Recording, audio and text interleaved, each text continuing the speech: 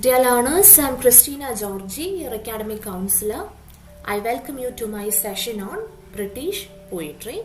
So today we will focus our attention towards modernist poetry.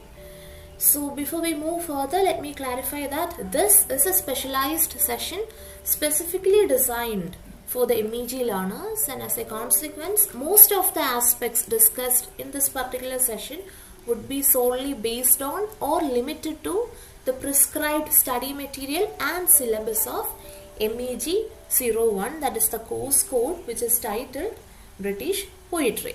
So as I mentioned, modernist poetry would come under block 9 of your official study material. So in this particular session, we'll discuss modern British poetry with specific focus given to W.B.Yeats. With respect to your study material, we'll be discussing units 42 to 44. So, if you look at the very first unit, it gives you an overview of modern British poetry. So basically, for your BA days, everybody would study what modernism is.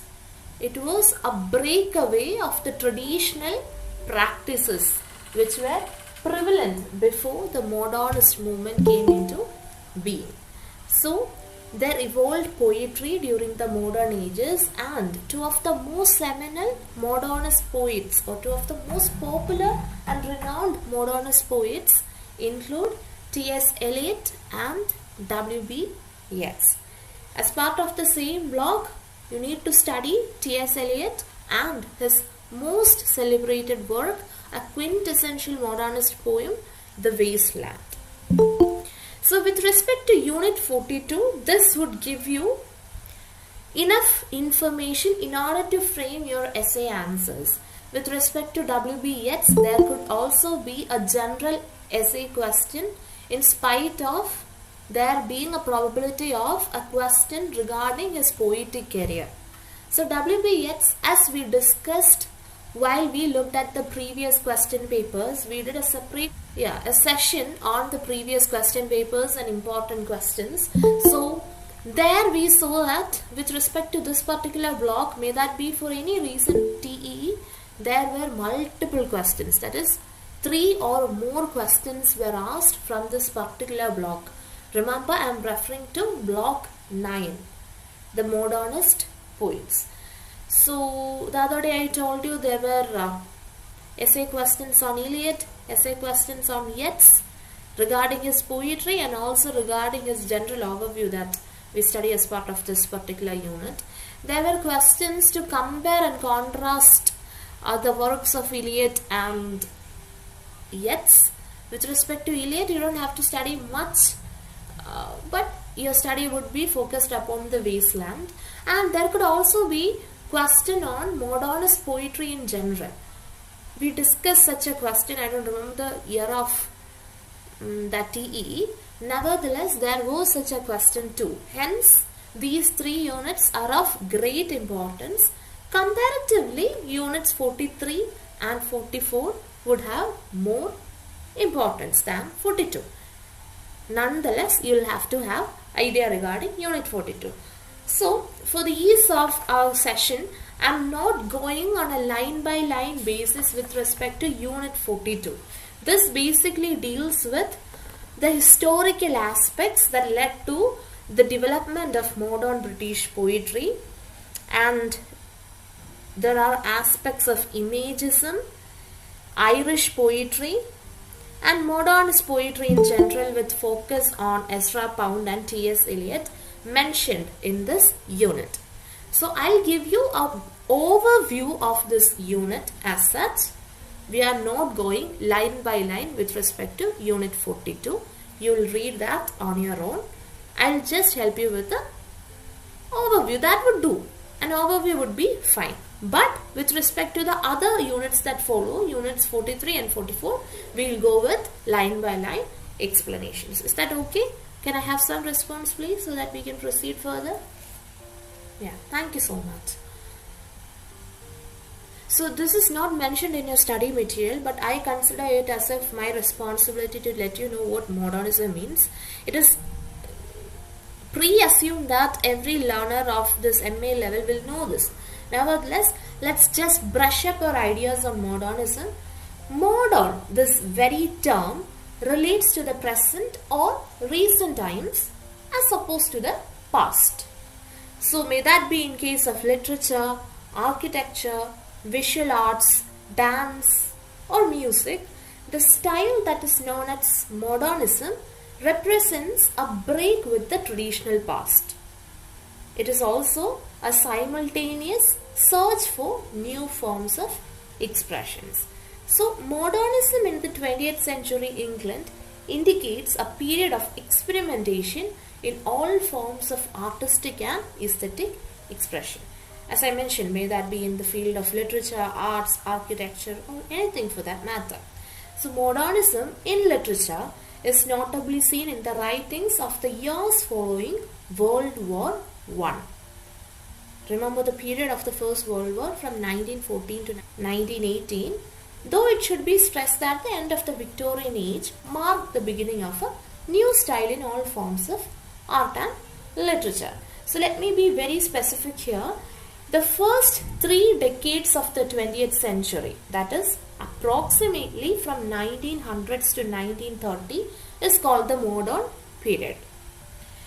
Then there is this postmodern period that we will study as part of block 10, the last and final block, where we will discuss Sylvia Plath, Philip Larkin, Dylan Thomas and others. So the postmodern period started around the time World War II ended. That is approximately after 1945. And it spanned the second half of the 20th century almost for 3 decades. And regarding modernism, modernism as a movement gave men and women the means to tackle a new world that was increasingly getting impatient with traditional mores and beliefs. So they took a break away from all these traditional aspects of the past. So the term modernism has come to signify a new trend in the early decades of the 20th century. A divergence from the earlier tradition of arts and literature that brought in various innovative movements and styles as a replacement. So when we discuss the modernist poetry, such styles that happened as if a displacement would be discussed. With respect to modernist poetry, you need to understand that there were very many poets who include W.B.Yeats, T.S. Eliot, W.H. Auden, Stephen Spender and others. With respect to modernist poetry, there is even a separate section of poetry known as war poetry. That is, those became famous during the period of the world wars. So W.H. Auden and others could be considered as if war poets too. But as I mentioned, our study on poetry, modernist poetry for that matter, will be limited to the prescribed study material for MEG-1. Hence, we will be focusing our attention just towards 2 notable modernist poets. Who are they? They are namely, yes, correct, thank you so much. So we are limiting our study just to T.S. Eliot and W.B.Yeats. So now, this unit would certainly deal with W.B.Yeats. For that matter, let's have a look into his life and works. Generally, when I teach you the life and works of a poet, I will tell you, you don't have to dwell into the depths, but you need to know the basic information. That is what I usually tell my learners. But in this particular case of W.B.Yeats, as I've told you, there would be multiple questions from this particular poet. You will have to pay close attention to the details. So now I'll help you with an overview of W.B.Yeats' life and works. Firstly, regarding his birth, he was born in Ireland. This is something to be noted. So, I want you to remember that W.B. Yeats was born in Ireland. I've seen students making mistakes while writing answers that he was born in England. It's maybe because they think they are studying British poetry, but remember, Irishness and the Irish cultural aspects are quite important in the writings of W.B. Yeats. Remember, he is born in Ireland, okay, and his full name was William Butler Yeats, that is abbreviated as W.B. Yeats. So he was one of the greatest English language poets and indeed a towering figure in 20th century British literature.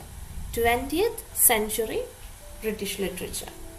So, like Eliot, he is also a dramatist and writer of prose. Here in this particular course code, we are focusing upon the poetic overview or the poetic output of W.B. Yeats. That doesn't mean that he is just a poet. He is not only a poet but also a writer of prose and dramatist too. Alright? Do you think he has received a Nobel Prize? Any idea? Of course, he has received the Nobel Prize for Literature. For that matter, both of them, both Eliot and Yeats, have received the Nobel Prize for Literature. So please make sure that you mention that somewhere in your answer, and it would be appreciable if you could remember the year of receiving the Nobel Prize too. That is, in case of W.B. Yeats, he received the Nobel Prize for Literature in the year 1923, whereas for T.S. Eliot, I believe he received the Nobel Prize in the year 1928. Alright, yes. Moving on, when we think of W.B. Yeats, we need to remember that he too had certain influences. That is, the other day when we studied MEG-5, we discussed post-colonial theory, right? Yesterday. So we studied that Foucault was a major influence on the Holy Trinity of post-colonial theory. Likewise, in case of W.B. Yeats too, there were many previous poets who directly or indirectly influenced him and his writings. So who were they? The major influences were Shelley and Spenser. We studied both of these poets as part of MEG-1. Remember a study of Spenser, block 2 of MEG-1, I told you, it's an important block. And the other influences include the British romantic poets such as Wordsworth, Keats, Blake, and there were also some French symbolists. Remember, he belonged to the 20th century. So he was also influenced by some French symbolist writers. So they include Stephen Mallarmé and Arthur Rimbaud for that matter. So Irish mythology, folklore, and also the Irish independence movements, all these are important aspects. So such influences of Irish mythology and folklore were seen in his earlier works such as Wanderings of Oisin and other poems published in 1869. You need to remember that Yeats was an Irish patriot and he desired Ireland's political independence. From whom? From England, of course. Remember, in post-colonial theory, we studied the colonizer and the colonized. In the same context, with respect to the Irish independence movement, the Irish people were the colonized and the England, the British, were the colonizers. Many of Yeats' works were in praise of the Irish culture and heritage. Now, let's focus our attention towards something very interesting. Very often when we study literature, all these romantic aspects, the romantic relationships in novels and dramas gain much popularity. So in the life of W.B. Yeats too, there is something romantic. So he met this lady named MEG-1. So if you have studied W.B. Yeats as part of your BA days, you must have certainly heard of this name, MEG-1. Any idea who this is? MEG-1 was actually the love interest. Yes, that is also correct. I appreciate that answer. That is a very correct answer. With respect to her relationship with W.B. Yeats, we can say that Maud was the love interest of W.B. Yeats. Sadly, they couldn't marry. That is mainly because of Maud. Rather, she didn't allow W.B. Yeats to marry her. That is what happened. Okay. So in the year 1889, he met the Irish nationalist Maud. Please remember the spelling if you are mentioning that in your TEE answers. Okay. So Maud was the great love interest of his life. It was mainly her influence that made him get involved in Irish politics, and she also instilled in him the courage to join the Irish Republican Brotherhood. Sadly, Maud never consented to marry him. She was the muse who inspired him to write many poems and plays for her. She married another person, that name we'll mention in course of time. So he was passionate about Irish cultural identity and Irish heritage, which was in line with Maud fervent struggle for political independence for her nation. As we already saw, she was an Irish nationalist, and it was her push or courage that also instilled in him the sense of struggle for political independence for the Ireland as a nation. Moving on to yet another important events in his life, I am referring to the Irish Literary Theatre and the Abbey Theatre. So now we'll see another lady, Lady Gregory. It was a friend of W.B. Yeats, Lady Gregory, who was also his patron, who founded the Irish Literary Theatre along with him. So the purpose of creation of this Irish Literary Theatre was to revive Celtic dramatic literature. So this has got great importance even now in Ireland. Remember, it was Lady Gregory along with W.B. Yeats who founded the Irish Literary Theatre. Remember, W.B. Yeats can also be considered as a cultural revolutionary, and he indeed wrote 26 plays as part of this theatre. For that matter, we need to mention Zeno Casey and James Synge. They were also Irish playwrights, and James Synge must be more familiar to you. You must have studied at least a few of his works in course of time, maybe for your BA days too. Have you studied this particular play, Riders to the Sea? It is prescribed for BA days, BA syllabus. James Synge, remember. If you want to know his full name, it is John Middleton Synge. You must have studied one particular work of his, that is Riders to the Sea. So it was James Synge along with W.B. Yeats who established the famous Abbey Theatre. It is also one of the leading cultural institutions of Ireland. There is also the motto of the Abbey Theatre, that is to bring upon stage the deeper emotions of Ireland. After listening to all these important aspects, you would have the idea that W.B. Yeats was undoubtedly a pillar of the Irish literary movement, and the Abbey Theatre he founded, as I mentioned, still continues to play a vital role in launching new young Irish writers and playwrights. There is the significant poem The Second Coming, written by W.B. Yeats, that is also very famous. It has biblical associations. I am not mentioning that poem in detail because it's not prescribed for detailed study in your study material. The historical and biblical aspects, symbolism and others used in this poem, if you have studied that for BA, you can also mention that somewhere in your answer sheet if you are writing a general question on W.B. Yeats. So all those aspects that I mentioned would some of the basic aspects to keep in mind when you study W.B. Yeats. For further understanding, you may please read Unit 42 of our official study material. Right now, we'll focus on the more important units in detail, namely Units 43 and Unit 44.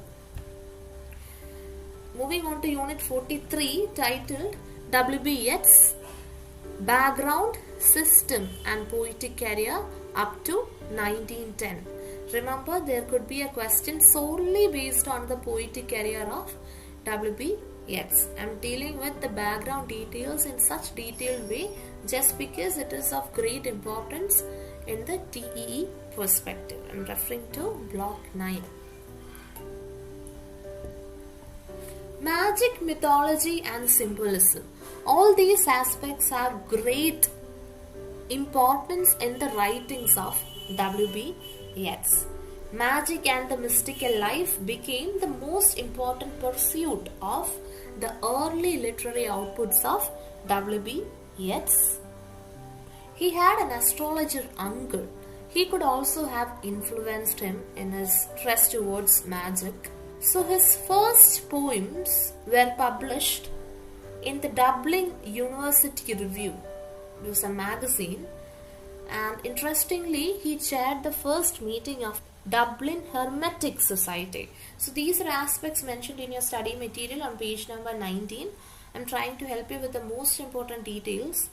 Later he joined the Hermetic Order of the Golden Dawn, founded by the magician MacGregor, for the study and practice of magic. See, he studied and practiced magic too. In the same year, he joined the Theosophical Society of Madame Blavatsky. So, if you could remember these aspects, it would be interesting. Yeats was actively engaged in the literary world of his time, and he constantly edited and contributed towards journals. He was a founding member of the Rhymers Club and the Irish Literary Society in London. Rhymers Club. We already saw Lady Gregory, right? The patron and friend of W.B.Yeats. So like Lady Gregory, he collected Irish folklore, and his 3 anthologies of 19th century Irish literature are also noteworthy. 3 anthologies, they were namely Fairy and Folk Tales of the Irish Peasantry, published in the year 1888, Stories from Carleton, published in 1889, and Representative Irish Tales, published in 1891. So these works undoubtedly show his wide reading, which informed his early poems, like The Wandering of Oisin. I already mentioned that.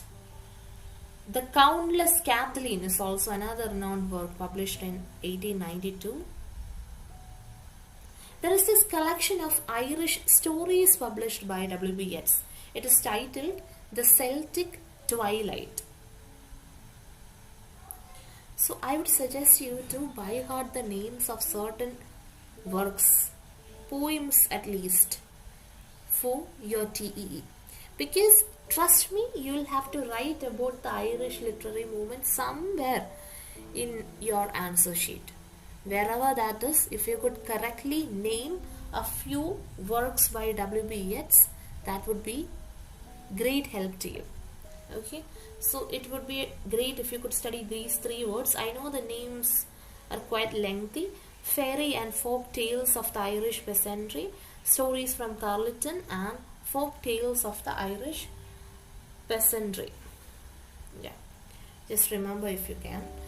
Then he had growing interest in symbols. So if you look into some of his poems, you could see wide and vast use of symbols. We will study a few of them, such as the gyre, in the following units. His growing interest in symbol was strengthened by his experience of editing Blake's works. We are referring to William Blake. Remember, Blake was also an influence on W.B.Yeats, and he had a friend called Arthur Symonds too, and all these influenced his interest in symbols and symbolism. For Yeats' early symbolism, we have to go to the rose and the wind among the reeds, says the author of our study material. That is, these symbols are drawn from the natural world. Symbols such as that of woods, waves, winds or stars, all these resolve themselves into the 4 elements. The 4 elements, that is earth, water, air and fire. and their conjunctions and oppositions. Interestingly, the symbol of moon is also mentioned many a times. The moon usually stands for weariness. We see this very often in Shelley. And water stands for the fugitive nature of beauty. The rose for the principle of eternal beauty. That must be familiar to you. The veil symbolizes the life of aesthetic reverie hidden from the world. Reverie refers to dream. In psychoanalysis we study it is the repressed desires that we see as dreams. So into the four basic elements merged the Irish mythological figures. The unifying bond is that of the lover to his mistress and thereby to nature. We'll see that when we refer to the other works by W.B.Yeats. Our study material also specifically mentions the influence of MEG-1, and it is said that it was this encounter with MEG-1 that transformed Yeats' life. His infatuation for her drew him into nationalist politics, about which, despite strong patriotic feelings, his attitude remained ambivalent. That is, in spite of remaining aloof from her brand of zeal, Yeats came to play an increasingly important role in Irish public life. Interestingly, later he also became the senator of the Irish Free State, that is from the years 1922 to 28, and as I mentioned, he also won the Nobel Prize for Literature during this time, specifically in the year 1923. So you would certainly have this question in mind: if MEG-1 didn't agree to marry W.B. Yeats, whom did he marry? So he also had a happy marriage. That is, in fact, we could say MEG-1's stubborn refusal to marry him led to his happy marriage to George Hyde Lees. So George Hyde Lees is the official wife, was the official wife of W.B. Yeats. Another interesting aspect is that Ezra Pound, you know Ezra Pound as a poet, right? Yes. So he was Yeats' secretary from the years 1913 to 16. And we could say that he was more like a student, or rather W.B. Yeats would be undoubtedly a mentor figure to Ezra Pound. So when we mention symbols, there are certain aspects such as mask, moon and gyre that are very prominent in the works of W.B. Yeats. So with respect to your study material, this is part of section 43.6. Make sure that you study this section thoroughly. I already told you the basics. Nevertheless, I'll just brush up your ideas on symbolism. What do you mean by a symbol? Symbolism, it could be a literary technique employed by the writer, specifically the poet in case of poetry. A symbol is basically a thing that stands for something else. For example, in popular parlance, a red heart would denote love. Yes. So the doctrine of the mask can be traced back to Per Amica Silentia Lunae, published in 1918. It's a work. Rather, you can trace it back to the aesthetics notion of the artistic personality. This is mentioned in your study material. That is, this mask doctrine has its true origin in Yeats' experience as a dramatist, a theatre manager, in particular the masked theatre of the Greeks. The masked performance of our lives involves an artistic transformation of the backstage, it seems. So regarding this symbol of moon, it is mentioned that human personality and history are divided into 28 types corresponding to the 28 phases of the moon. So your study material elaborates on this interesting aspect. If interested, you can read this. Phase 1, that is when the moon is dark, and phase 15, that is the full moon, are states of perfection accessible only to spirits or the symbols of poetry. It is said so. The most important symbol would be that of the gyre, the whirling corn, the pawn or spool. So this must have been a serious study topic for your BA days. It's the same thing. European history was diagrammatically interpreted in terms of corns whirling around inside one another. One subjective, the other objective. The same symbol of gyre is also mentioned in this study material.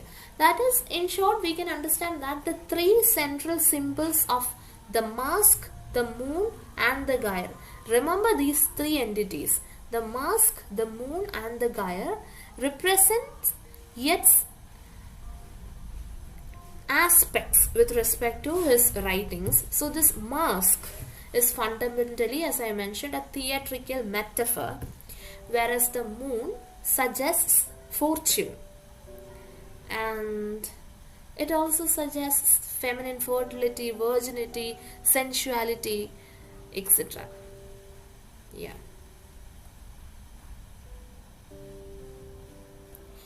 Now our study material mentions a separate section 43.7 on poetic career. You need to have an understanding of that too. It's basically the same aspects mentioned. Remember, the poetic career of W.B.Yeats falls into an early and a later phase.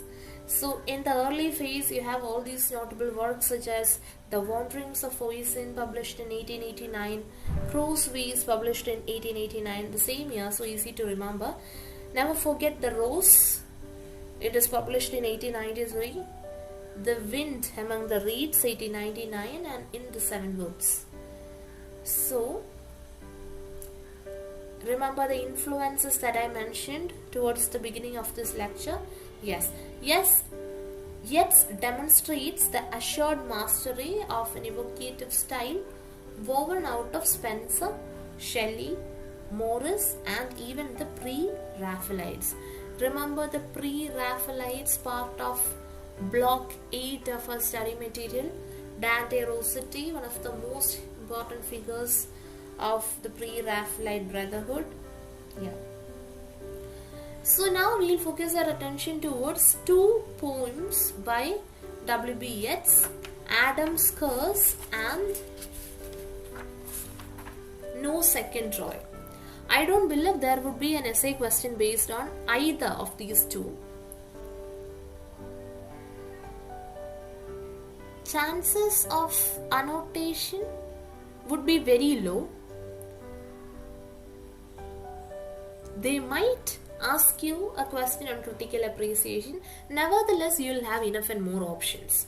Even within question 8 critical appreciation, you have a minimum of 4 options. So you just have to know an overview of these two poems. You don't have to